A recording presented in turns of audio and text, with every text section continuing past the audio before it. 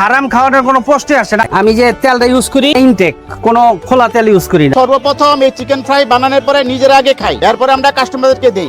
মাত্র 50 থেকে 120 টাকার মধ্যে চাইনিজ প্লাটার বিক্রি করে এই মুরব্বী সোশ্যাল মিডিয়াতে ব্যাপক ভাইরাল। একই তো মাত্র 100 থেকে 120 টাকার মধ্যে চাইনিজ প্লাটার বিক্রি করছে, আর দ্বিতীয়ত উনি ওনার খাবার নিয়ে বেশ চটকদার কথা বলে। আর এই দুইটা কারণেই আমারও খুবই আগ্রহ জাগছে যে ওনার খাবারটা আসলে টেস্ট করে দেখার অ্যাকচুয়ালি টেস্ট কিরকম। সেই জন্যই আজকে চলে আসলাম ওনার দোকান ইজি লাইফ ফুডে। আর এখানে এসে যা দেখলাম, একদম গরম গরম চিকেন ফ্রাই করা হচ্ছে।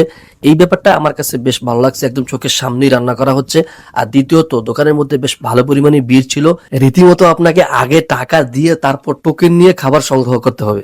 যেহেতু মতিঝিল এরিয়াটা একটা অফিস পাড়া, তাই এখানকার বেশিরভাগ কাস্টমারই হচ্ছে অফিসের লোকজন। সো আমি নিয়েছিলাম তাদের 120 টাকা চিকেন প্লাটার। এখানে বেশ বড় সাইজের এক পিস চিকেন আছে।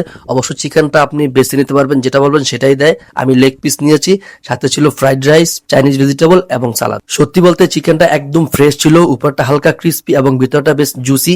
অনেকেই এই চিকেনটাকে কেএফসি চিকেনের সাথে কম্পেয়ার করে, বাট আমি মনে করবো কেএফসি মতো না হলেও টেস্ট এবং কোয়ালিটি বেশ ভালোই। তবে ফ্রাইড রাইসটা আসলে কোনোভাবেই এটা ফ্রাইড রাইসের জাতের মধ্যেই পড়ে না, এটাকে ফ্রাইড রাইস বলাটাই ভুল। একদম নিম্নমানের যে পোলাও চালটা আছে ওটাকে জাস্ট ভাতের মতো রান্না করা, আর উপরে হালকা গাজর কুচি দিয়ে মানে এটাকে ফ্রাইড রাইস বানাই দিচ্ছে। বাট এটা কোনোভাবেই ফ্রাইড রাইসের মতো লাগতেছে না, এবং টেস্টও তেমন একটা ভালো লাগে নাই। ওভারঅল 100 টাকার মধ্যে পেট ভরার জন্য একদম ঠিকঠাকই আছে। আপনারা যারা মতিঝিল বা এর আশেপাশে কোনো কাজে আসেন এবং দুপুরে কম টাকা লাঞ্চ করতে চান, তারা এটা ট্রাই করে দেখতে পারেন। আর আপনারা যারা মনে করতেছেন খুব বেশি মজা, অনেক দূর থেকে এসে খাবো, তারা আসলে কোনোভাবেই আসেন না, আসলে হতাশ হবেন। বাই দা ওয়ে, এই দোকানের লোকেশনটা হচ্ছে মতিঝিল যে মেট্রো স্টেশনটা আছে এর ঠিক একটু সামনেই নাবানা সিএনজি পাম্পের ঠিক অপোজিটে আইএফআইসি ব্যাংকের ঠিক নিচে।